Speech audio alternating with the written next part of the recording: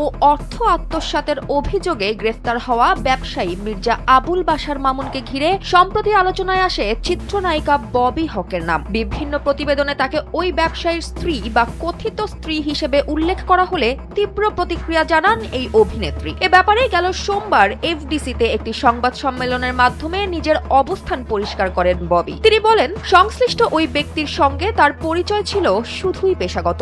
আমার এত রিলেটিভসরা বাইরে থেকে সবাই কল দিচ্ছে যে কি ঘটনা, আসলে আমরা জানি না তোমার বিয়ে হয়ে গেছে, তোমার স্বামী কোত্থেকে আসে।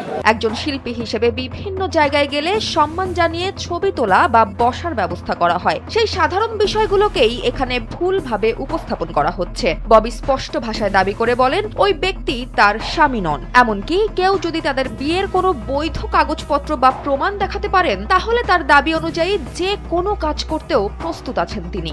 অভিনেত্রীর অভিযোগ, যাচাই ছাড়া ছড়ানো এসব তথ্য শুধুই তার ভাবমূর্তি ক্ষতিগ্রস্ত করেনি, বরং আঘাত করেছে তার পরিবারকেও। ববি জানান, দেশের বাইরে থাকা তার পরিবারের সদস্যরা এসব খবর দেখে মানসিকভাবে কষ্ট পেয়েছেন। এমনকি তার মা অসুস্থ হয়ে পড়েছেন বলেও গণমাধ্যম কর্মীদের জানিয়েছেন তিনি। তার ভাষায়, একজন শিল্পীর সঙ্গে কাজের সূত্রে পরিচয় থাকতেই পারে, কিন্তু সেটিকে ব্যক্তিগত সম্পর্কের রূপ দেওয়া সম্পূর্ণ ভিত্তিহীন। একজন অভিনেত্রীর ব্যক্তিগত জীবন নিয়ে এভাবে হঠাৎ ছড়িয়ে পড়া বিভ্রান্তিকর এমন খবর শুনে ববি নিজেই মুখ খুলে প্রশ্ন তুলেছেন, কার স্বার্থে একজন শিল্পীর নাম এভাবে ব্যবহার করা হচ্ছে।